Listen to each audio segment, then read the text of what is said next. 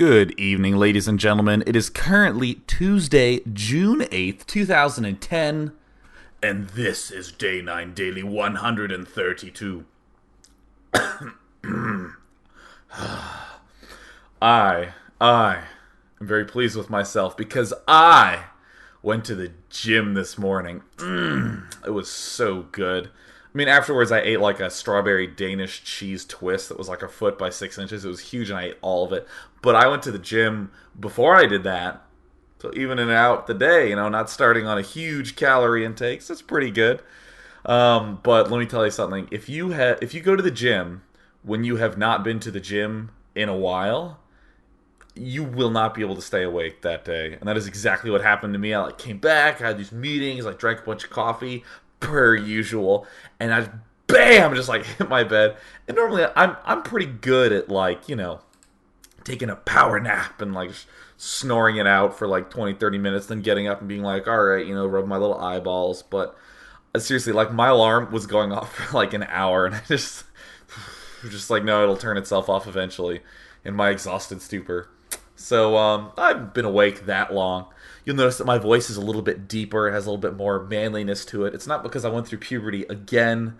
It's just because I had an excellent workout nap. Oh, ouch. And apparently my eyelashes are really long because they're poking my face. But I'm feeling great. And finally, my sleep schedule is getting more normal. I'm not on Shanghai time where I'm going to bed at 10 a.m. I wake up at 7 p.m. and I'm just oh, this is what it feels like to be Chinese. Oh, God. It's completely inverted sleep schedule. But, it worked out okay-ish because I have a lot of good buddies in Europe and Asia. So got to talk to them. But I am okay. And I am hydrated.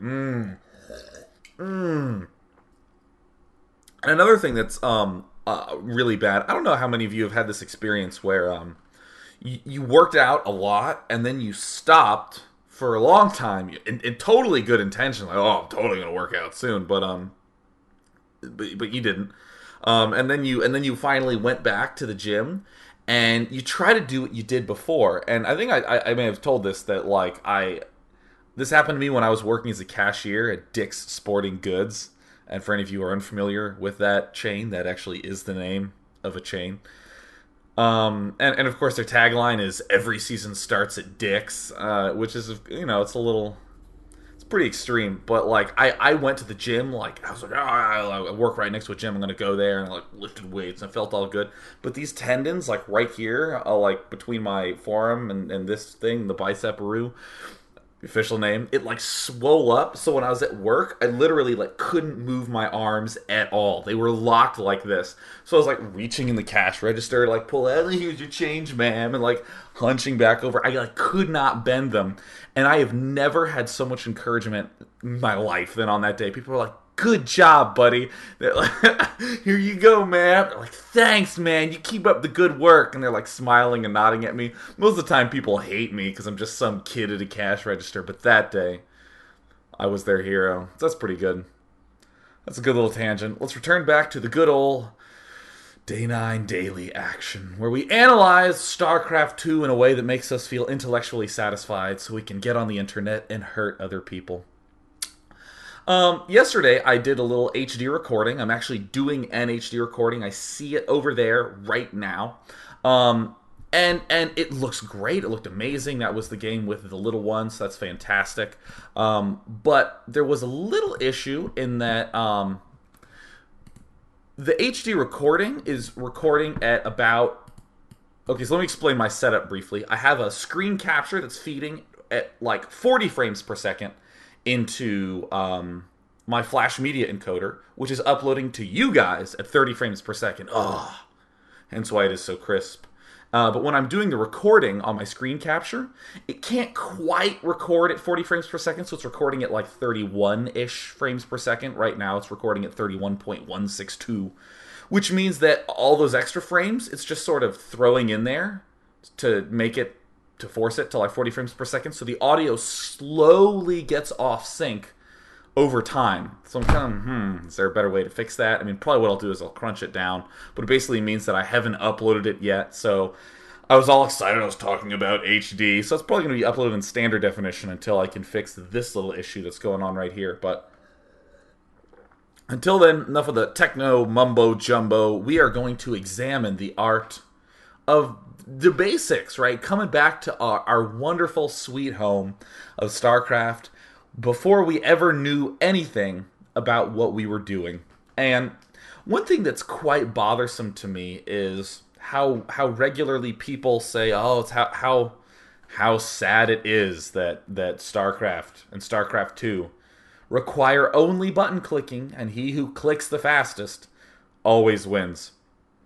And I think that everyone has played against a 400 APM D level player on Icy Cup, the player who just wants his APM highs, just like spams. Or my favorite was this guy who I was actually in a clan with. Anytime he wasn't doing anything, he would hold Control 1, just hold it. And he increased the repeat rate on his computer to as high as possible. So his APM would spike to exactly 2,527. Like exactly, that's how fast his computer could repeat. And when he wasn't doing that, it would drop back down to, like 100. So it was either 2,000, like 500 and I think 47, 57. Can't remember what I just said. It was 2,500 something 7. Huge number or 100. So it's just like, it looked like the Grand Canyon sort of graph. And obviously, everyone knows a high APM player who isn't good. It's not the cause of skill. There's a correlation there, and we'll talk about that as we go on. But a lot of people seem to not get what strategy is when it comes down to it. A lot of people think they have this loose understanding of it. They kind of have this idea of, okay, well, I put a drop here, and when he tried to come around, I already had a bunker built, so he couldn't kill my drop. So he was screwed, and he lost his expansion. I am a strategist. And that's kind of that. I'd call that a tactic. That you're sort of whipping it up. The real heart and soul of StarCraft and StarCraft 2 and any strategy game is timing. And timing things well, having things come out quickly, having just enough defense at just the right time, and all this stuff. So the question is, how do we go about having a good sense of timing? Because interestingly, because people like to compare tactics and strategy in a real-time strategy game to like tactics and strategy in chess, for instance. And they compare their, my little drop with my bunker, that's strategy, to, oh my god, I can, do this little move sequence with this bishop and this knight to fork these two pieces. I've discovered strategy. But in a sense, what's really going on is that what makes chess hard is that you can either move this piece, or that piece, or that piece. And a lot of times, you want to move all three pieces at once. You really do want the knight in the middle there, and you really do want this, rook pinned on that side. You want all of them to happen, but you have to pick one. And that's what a lot of the stuff that's going on in StarCraft is. Has that same, I want to do everything, obviously, but how do I pick the right thing at the right time? So there's this big idea of, apparently, I've been mining successfully for an extraordinarily long time. Yes, fantastic. I'm going to reboot this really fast here. Once again, this is QXC's build order tester. Big thanks to QXC for having that in existence. But we're going to do everything with the mouse only. And we're going to talk in particular about an idea that I call the mental loop or the mental checklist. But first, let's just do some very ultra basic stuff, right? So here are my workers, and I obviously send them to mine. And I'm going to do everything with my mouse for now. And I actually am going to scoot my banner up significantly here because I want to be able to mouse over here so we can see all these little hotkeys. So, of course, one of the most important things is to have good rally points set up. So we are, in fact, sending this guy here right away. And already we notice that our money's high and that sort of thing, and we don't want our money to be high. And what's going to come up in a little bit is the first idea in the mental checklist, which is keep your money low. And I'm going to say that now. We're just going to kind of note it. And actually, before we do anything, let's come up with some sort of rudimentary strategy that we're doing. This is less a build order and more just how you should be playing in a real game. Let's actually reset our little setup first. So here's my probes. And before we do anything, you probably hear me say, have a plan. You must have a plan. Have a friggin' plan, right? You just, that's it. That's all you really want to have. And that's because there's always two portions to any game of StarCraft. There is a mental aspect, which is what you want to do, and the execution aspect, which is doing it. And that's the part, the execution aspect, that people tend to not quite get.